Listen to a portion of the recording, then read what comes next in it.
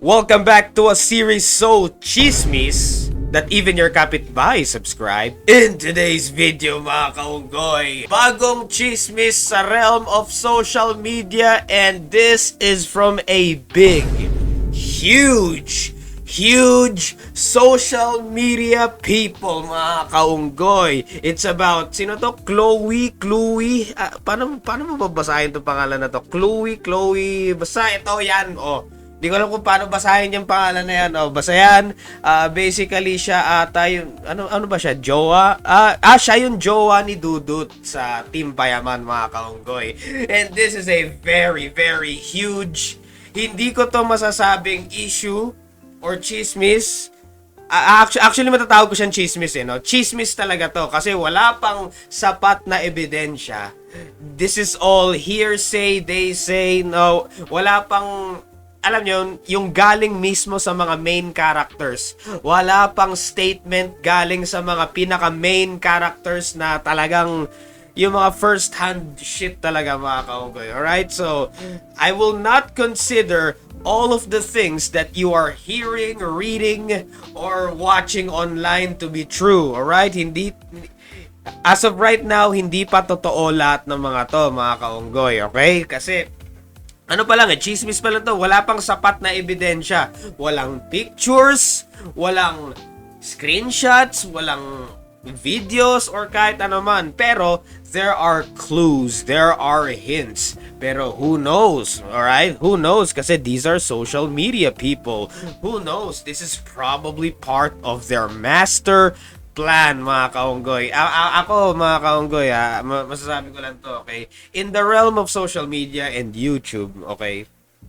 The more issue, the more buzz. The more controversy, the more buzz. The more buzz, the more pera. The more views, the more... Basta yun, pera yan.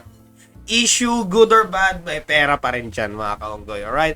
And with that out of the way, tingnan natin yung mga issue, okay? So, heads up lang yung mga sinabi ko, alright? Huwag agad maniwala sa mga chismis or sa mga ebas-ebas, sabi-sabi online, okay? So, hanapin nyo muna, i-research nyo muna ang bawat issue bago to, before jumping into conclusions, mga kaunggoy. Kasi wala pa namang statement from the main characters, mga kaunggoy, okay?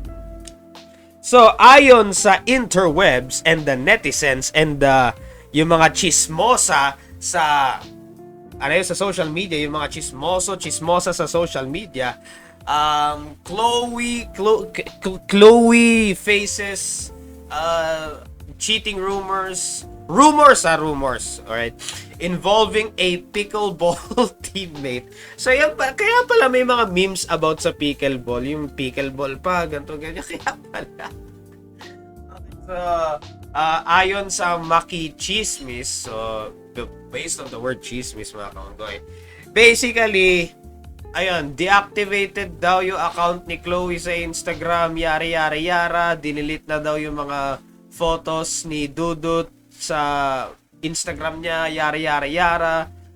Kasama nila sa pickleball, deleted na rin umano kanilang pictures together, unfollowed sa lahat ng Team Payaman members.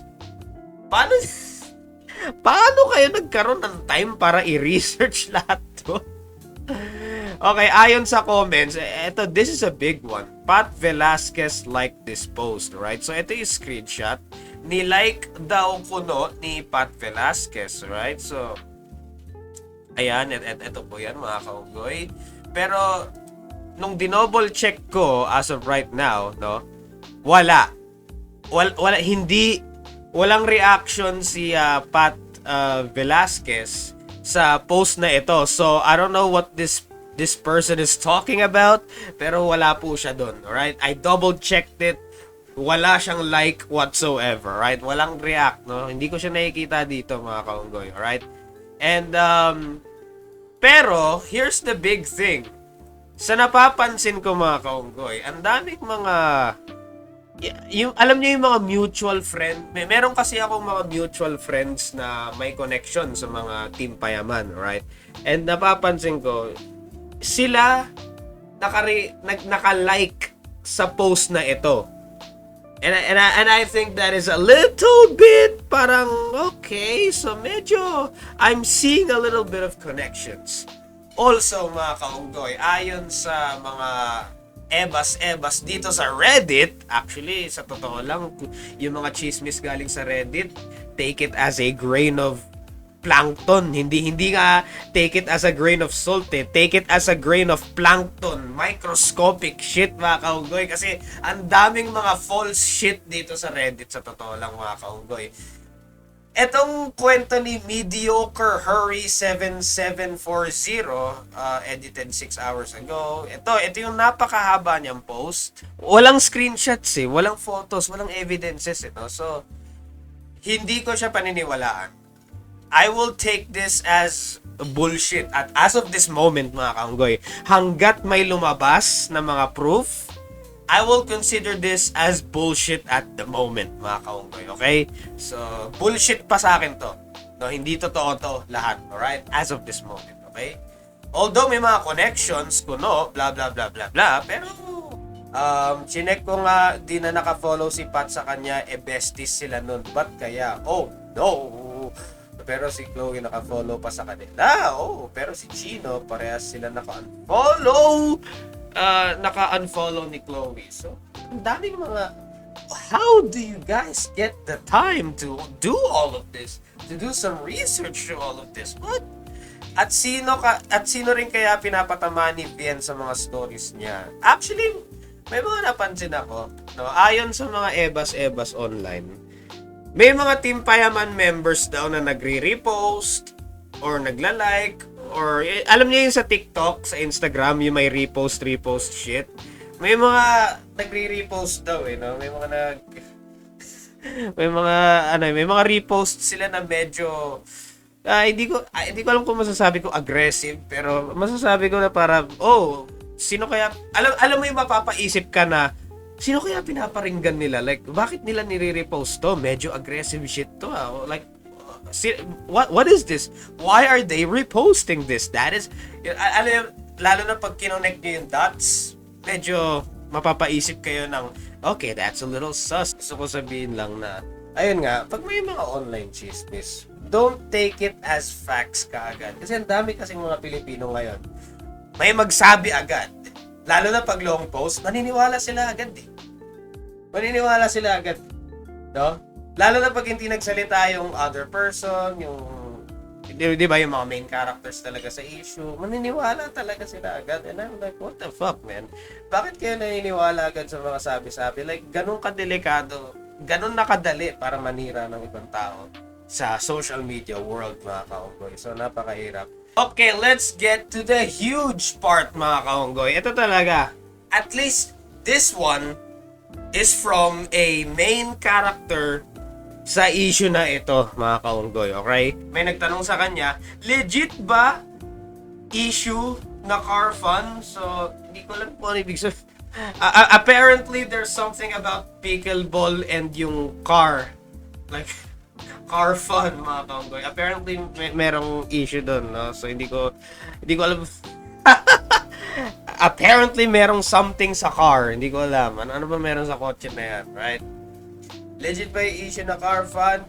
And sabi ni Chloe Dims, hindi po utang na loob, mga kaunggoy. Oh my God! So, at least, merong denial na agad from a very credible source, masasabi ko, kasi ito straight from the sources talaga kasi first hand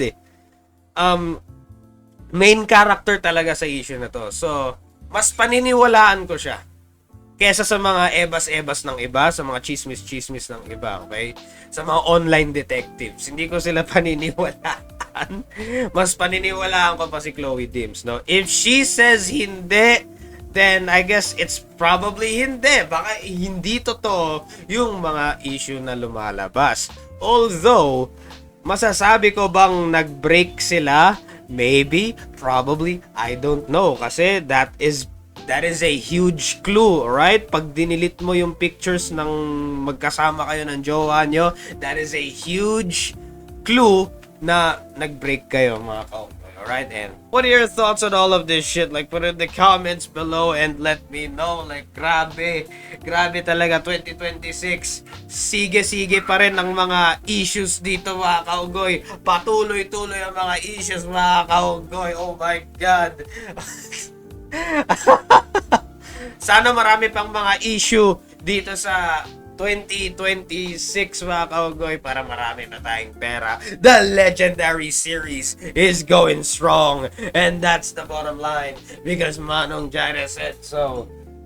Kung magkakaroon man ng part 2 dito, I'll keep you guys posted, updated. Pero ayun, abangan nyo na lang. If ever may part 2 or may mga issue na naman, you can bet your bottom dollar that I will make a video on that issue, mga kaunggoy. I gotta head out.